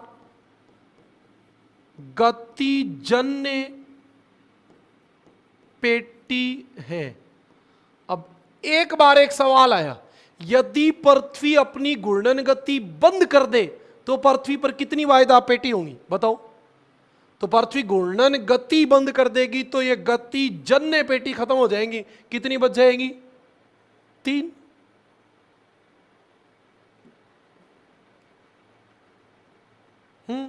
3 बच जाएंगी, 4 समाप्त हो जाएंगी। तो ये बात लिख दूं? चलो लिख देता हूं। नोट, यदि पृथ्वी अपनी घूर्णन गति बंद कर दे तो पृथ्वी पर 4 गतिजन्य पेटी लुप्त हो जाएंगी तथा केवल 3 पेटी बचेंगी। केवल तापमान वाली बचेंगी, ये दोनों, ये गति वाली बंद हो जाएंगी। अब एक एक बात दोबारा बताऊंगा, पूरी बातें पूरी समझ में आएंगी। इतनी बातें समझ में आ गई। छोटी छोटी बातों को भी मैं आपको ये समझ के बता रहा हूं कि भाई पहले आपने पढ़ी नहीं। बहुत सारे बच्चे ऐसे होते हैं ऑनलाइन वही बच्चे खरीदते हैं जो पहली बार तैयारी करते हैं। कहीं उनकी बहुत सारी मजबूरियां होती हैं, कोई घर गृहस्थी में लगे होते हैं और बहुत सारी समस्याएं होती हैं, तो उनको बड़े धीरे धीरे समझाना होता है। जो बहुत बच्चा एक्सपर्ट हो गया वो ऑनलाइन खरीदते ही नहीं है। अभी आजकल ज़माना बदल रहा है। वो जिसको ऐसे लगने लग जाता है अब मैं बहुत एक्सपर्ट हो गया, वो कहीं ना कहीं ऑफलाइन ज्वाइन कर लेता है, हमारे पास आके ज्वाइन कर लेता है। तो ऑनलाइन का मतलब ही ये है कि एक एक बात बड़े धीरे धीरे छोटी छोटी बातों को जीरो से लेके लास्ट तक हम बातें बताएं, समझाएं। बच्चे के समझ में आए? हाँ, अब हम पहली पेटी का अध्ययन करेंगे। विषुवत रेखीय निम्न वायुदाब पेटी का अध्ययन करेंगे, भूमध्य रेखीय निम्न वायुदाब पेटी का अध्ययन करेंगे। बड़ा मजा आएगा, आप जुड़े रहिए, बातों को सुनते रहिए। आज के लिए बहुत हो गया तो बताइए आप, नहीं तो क्लास को चलने देते हैं। हाँ, अब हम बात करेंगे पहली पेटी की, और उस पहली पेटी का नाम है विषुवत रेखीय निम्न वायुदाब पेटी। विषुवत रेखीय निम्न वायुदाब पेटी, आसान सी बात है। सबसे पहला सवाल पूछा जाएगा, है कहां, पृथ्वी पे कहां है? ये आपकी पृथ्वी, और ये 0 डिग्री अक्षांश, ये 5 डिग्री उत्तर और 5 डिग्री दक्षिण, ये आपकी विषुवत रेखीय निम्न वायुदाब पेटी है। सीधा सा उत्तर है इसका कि इस पेटी में सूर्य जो होता है वो वर्ष भर सीधा चमकता है। भाई सूर्य कर्क रेखा तक ऊपर जाएगा, नीचे मकर रेखा तक जाएगा, लेकिन सीधा तो चमकेगा ही ना, विषुवत रेखा के आसपास सीधा चमकेगा। तो सबसे पहली बात है कि यहां सूर्य सीधा चमकता है। जो बातें मैं आपको बताता चलूंगा वही बातें मैं आपको समझाता चलूंगा। विस्तार, इस पेटी का विस्तार कहां से कहां है? 5 डिग्री उत्तर से 5 डिग्री दक्षिण के बीच, ये इसका विस्तार है। ओके, दूसरी बात, यहां सूर्य वर्ष भर सीधा चमकता है, सीधा चमकता है। आपको भी पता है सूर्य विषुवत रेखा पे तो सीधा ही चमकता है, भाई कर्क रेखा तक ऊपर जाता है। लेकिन बेटा एक पहले नहीं बताना चाह रहा था मैं, आप सुने तो आपको यह भी पता चलेगा, जब सूर्य कर्क रेखा पे आ जाएगा ना, तब ये पेटी भी 0 से 10 डिग्री उत्तर हो जाएगी, और जब सूर्य मकर रेखा पे जाएगा तो पेटी भी नीचे हो जाएगी। तो ये आखिर में बताऊंगा ये बात, आप एक बार सैद्धांतिक दृष्टि से ये मान लो कि सूर्य कहां सीधा चमकता है? विषुवत रेखा पे, और सूर्य विषुवत रेखा पे सीधा चमकेगा तो क्या होगा, बस इतना मान के चलो। यहां सूर्य वर्ष भर सीधा चमकता है, अतः पवने गर्म होकर ऊपर उठती हैं। अब बताओ आप, पवन गर्म होगी तो ऊपर उठेगी, कॉमनली बात है, और ऊपर उठेगी तो क्या होगा? पहली बात बताई थी, जब हवा यहां थी वो ऊपर उठ गई तो फिर यहां हवा बची ही नहीं, यहां हवा बची नहीं, खाली हो गया क्षेत्र, तो यहां क्या होगा? निम्न वायुदाब होगा। अतः यहां निम्न वायुदाब पाया जाता है।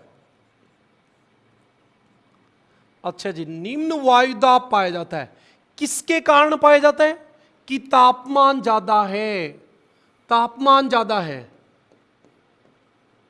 इस पेटी में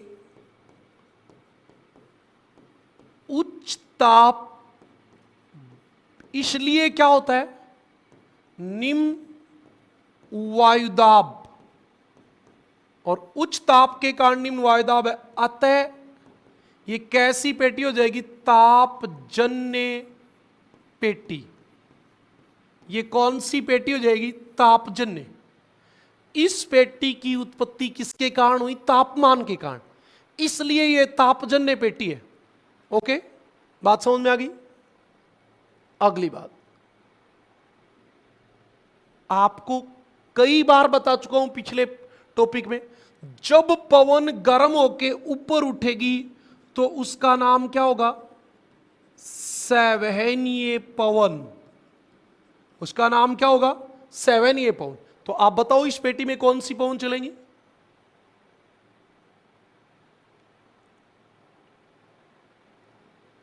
हाँ, जब पवने गर्म होकर ऊपर उठती हैं तो उन्हें सवहनीय पवन, तो उन्हें क्या कहते हैं? सवहनीय पवन कहते हैं। ठीक है जी। सूर्य सीधा चमका इसलिए तापमान ज्यादा, तापमान ज्यादा तो वायुदाब हो गया कम। पवन गर्म होके ऊपर उठी तो उसको सवहनीय पवन कहते हैं। आपको भी एक बात का पता होगा, जब पवन ऊपर उठेगी तो ऊपर उठती तो ग्रेविटी सब चीजों को पकड़ के रखती है, तो किसी को भी हिलने नहीं देती। जब हवा ऊपर उठती है तो पेड़ का पत्ता भी नहीं हिलता, पेड़ का पत्ता भी नहीं हिलता, ये सोच लो आप। और इसलिए इस पेटी को शांत पेटी या डोलड्रम कहते हैं।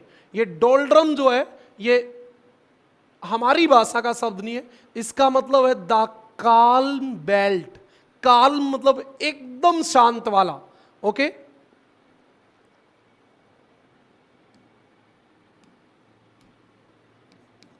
जब पवन ऊपर उठती है तो पेड़ का पत्ता भी नहीं हिलता, नहीं हिलता है। अतः इस पेटी को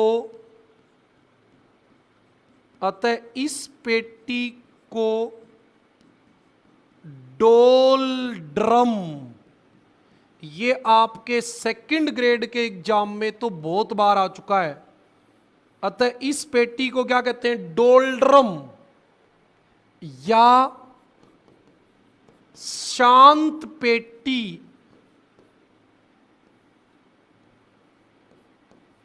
डोलड्रम या शांत पेटी कहते हैं। सेकंड ग्रेड में यूजीसी नेट में, मेरा कहने का मतलब हजारों बार आया हुआ सवाल है ये डोलड्रम वाला। डोलड्रम या शांत पेटी कहते हैं। आपको मैंने अभी तक एक ही बात बताई है कि सूर्य जो है वो सीधा चमकता है। सूर्य सीधा चमकेगा तो पवन होंगी गर्म। आपको पता है जैसे पवन का तापमान 27 डिग्री से ज्यादा होगा, पवन ऊपर उठना शुरू हो जाएगी। और पवन ऊपर उठना शुरू हो जाएगी तो क्या होगा? निम्न वायुदाब। पवन ऊपर उठती उनको क्या कहते हैं? सवहनीय पवन। और पवन ऊपर उठेगी तो पेड़ का पत्ता भी नहीं हिलेगा, इसलिए इस पेटी को क्या कहते हैं? डोलड्रम या शांत पेटी कहते हैं। ओके, एक बात अगले आने वाले टॉपिक में और क्लियर हो जाएगी, लेकिन फिर भी आपको बता दूं, जो भी पवन ऊपर उठेगी, चाहे वो कैसे भी उठे, चाहे पर्वत से टकरा के ऊपर उठे, चाहे चक्रवात में ऊपर उठे, जब कोई भी पवन ऊपर उठती है तो वो फैलती है। और फैलने से उसका तापमान कम होता है, और तापमान कम होने से उसके अंदर जो जल वाष्प है वो जल की बूंद बनाता है, जल की बूंद, और बारिश शुरू कर देता है। जहां पे भी पवन ऊपर उठेगी वहां वर्षा होगी। ये नियम है, वर्षा केवल वहीं होगी जहां पवन ऊपर उठेगी। चाहे कैसे भी ऊपर उठे, यदि पवन ऊपर उठेगी तो ही वर्षा होगी, नहीं तो वर्षा नहीं होगी। ये नियम है। समझ में आई बात? तो आपको अब ये बात का पता होना चाहिए कि यहां पवन ऊपर उठती है तो वर्षा तो होनी है। यह या इस पेटी में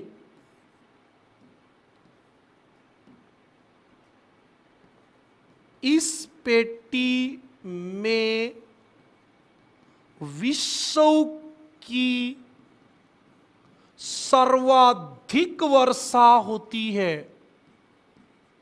सर्वाधिक वर्षा होती है।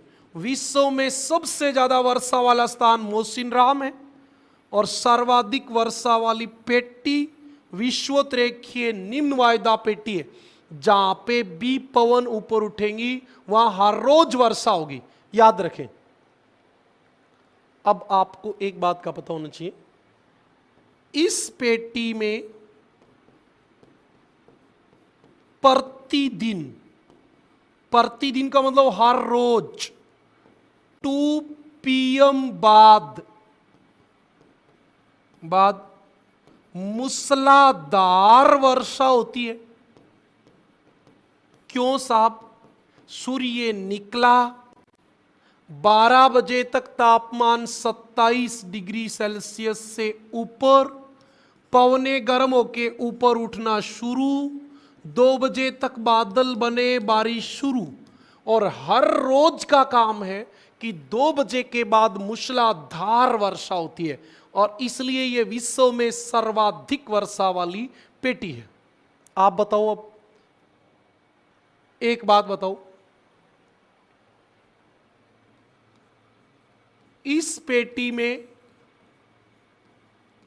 तापमान अधिक, अच्छा जी, तापमान अधिक और वर्षा अधिक।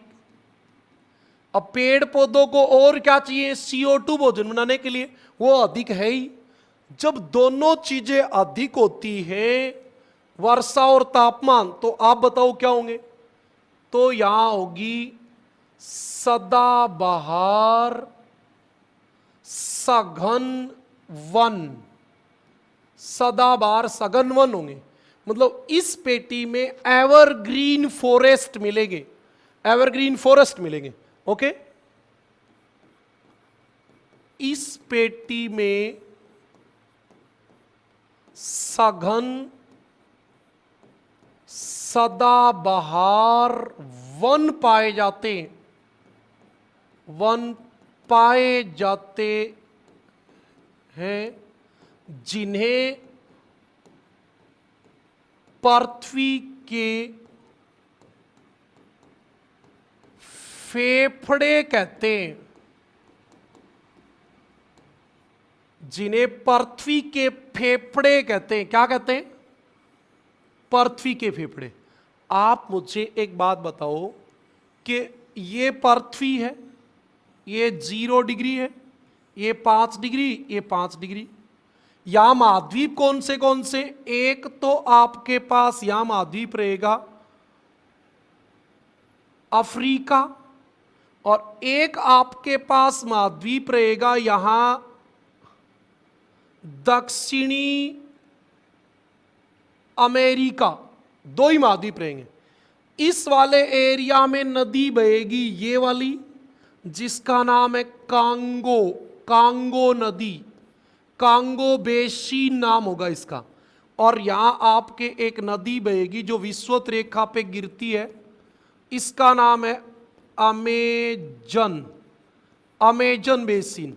ये आपके सदाबहार वन कहां मिलेंगे? कांगो बेसिन और अमेजन बेसिन में, 2 जगह मिलेंगे।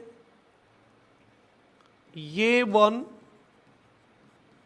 मुख्यतः कांगो बेसिन एवं अमेजन बेसिन में मिलते हैं। ठीक बात है। और इन वनों को पृथ्वी के फेफड़े कहते हैं। ये विश्व के सबसे ऊंचे वृक्षों वाले वन है। आपको पता होना चाहिए 60 मीटर तक ऊंचाई होती है। ओके जी, एक बात और देखें फिर, इस पेटी में विश्व की सर्वाधिक जैव विविधता पाई जाती है, जैव विविधता पाई जाती है, पाई जाएगी साहब, क्योंकि सघन सदाबहार वन हो गए तो सर्वाधिक जैव विविधता तो पाई जाएगी। और यदि आप देश की बात करें तो देश कौन सा है जहां सर्वाधिक जैव विविधता पाई जाती है? ब्राजील। अरे ये वाले देश का नाम क्या है? ब्राजील है। तो सर्वाधिक जैव विविधता वाला देश कौन सा है? ब्राजील। ओके, अब बताओ इस पेटी में ऋतु परिवर्तन होता है क्या? इस पेटी में ऋतु परिवर्तन नहीं होता है। क्यों नहीं होता? आप खुद कह रहे थे 2 मिनट पहले कि इस पेटी में हर रोज दोपहर 2 बजे बाद मूसलाधार वर्षा होती है। जब हर रोज ही बारिश होती है तो फिर ऋतु परिवर्तन कहां हुआ? ना, नहीं हुआ। तो यहां ऋतु परिवर्तन नहीं होता। ध्यान से देखना, अगली बात क्या है? अतः यहां रात्रि को शीत ऋतु कहा जाता है। ये बड़ी इंपॉर्टेंट बात है।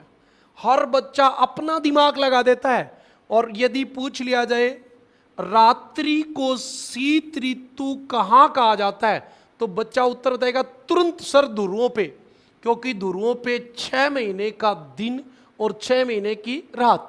6 महीने की रात वाली तो शीत ऋतु और 6 महीने की गर्मी वाली ग्रीष्म ऋतु। अपने आप सोच लेता है। अरे आप सोचो बेटा, ध्रुवों पे 12 के 12 महीने क्या होती है? शीत ऋतु। चाहे दिन और चाहे रात वहां बर्फ जमी रहनी है तो वहां पूरे साल एक ही ऋतु होती है, शीत ऋतु। कल मैंने बताया भी था। शीत कटिबंध में पूरी साल शीत ऋतु, विषुवत रेखा पे पूरी साल ग्रीष्म ऋतु। विषुवत रेखा पे रात में थोड़ा तापमान कम होता है तो वहां लोगों को आराम मिलता है, इसलिए वो लोग रात्रि को शीत ऋतु कह देते हैं। रात्रि को क्या कह देते हैं? शीत ऋतु। इस पेटी में ऋतु परिवर्तन नहीं होता तो यहां रात्रि को शीत ऋतु कहा जाता है, क्योंकि रात्रि में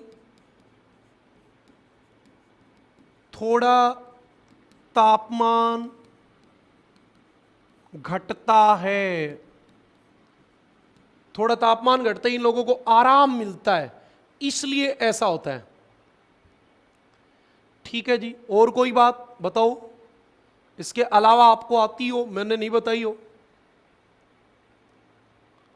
ओके, चलो अब हमने जितनी बात की उसको मोटी मोटी बातों को एक साथ लिख देते हैं सबको। शांत वायु, ठीक बात है जी। सर शांत वायु क्यों? बेटा यहां पवन गर्म होके ऊपर उठती है और जब हवा ऊपर उठेगी तो पेड़ का पत्ता ही नहीं हिलता।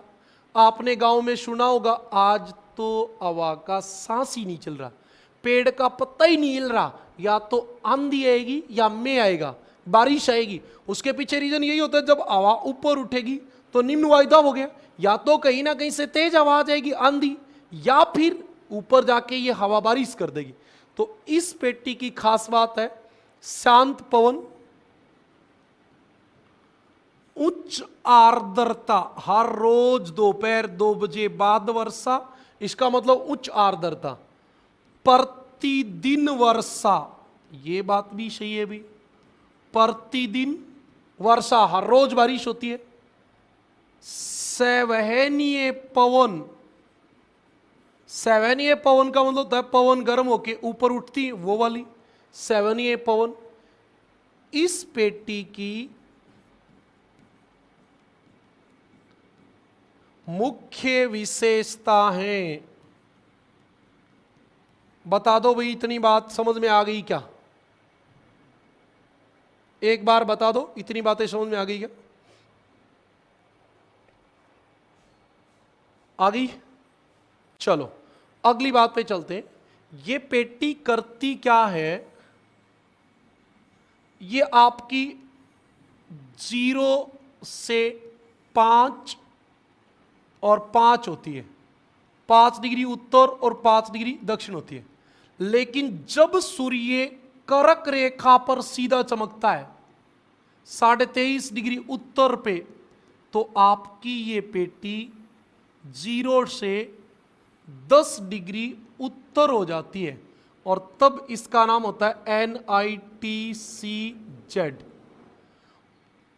और जब सूर्य दक्षिण में चला जाता है, यह बात भी पता रखना, जब सूर्य 23.5 डिग्री दक्षिण में सीधा चमकता है तो आपकी यह पेटी 0 से 10 नीचे आ जाती है और तब इसको कहते हैं SITCZ। मतलब ये वायुदाब पेटी सूर्य के साथ एक बार ऊपर और एक बार नीचे होती है, सूर्य के साथ एक बार ऊपर और एक बार नीचे होती है, तो इसलिए इसका नाम होता है ITCZ। ITCZ, I मतलब इंटर, T मतलब ट्रॉपिकल, मतलब उष्ण कटिबंध में, ट्रॉपिकल में, इंटर ट्रॉपिकल कन्वर्जेशन, ऊपर नीचे होने वाली, जोन मतलब क्षेत्र, तो ये इसका नाम होता है। ओके,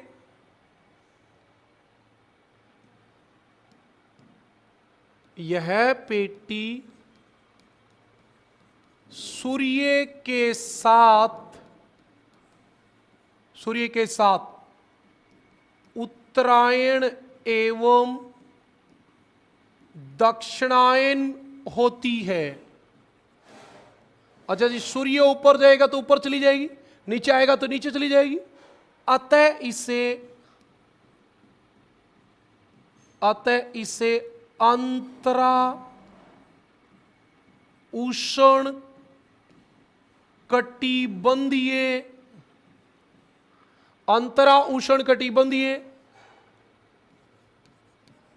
अभिसरण पेटी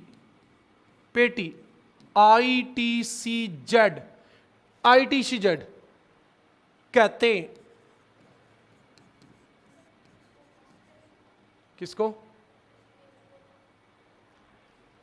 ITCZ कहते हैं। ओके, ITCZ, इसका मतलब क्या होता है?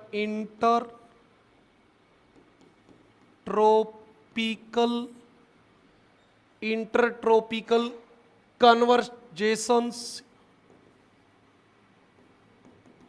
कन्वर्शन जोन, इसको ITCZ कहते हैं। बात समझ में आई? बताओ आई क्या?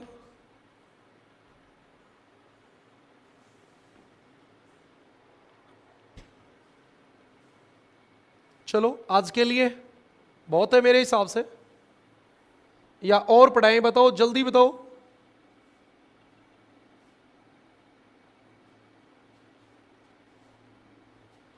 जल्दी से आप बताइए कि और पढ़ाएं या बहुत है।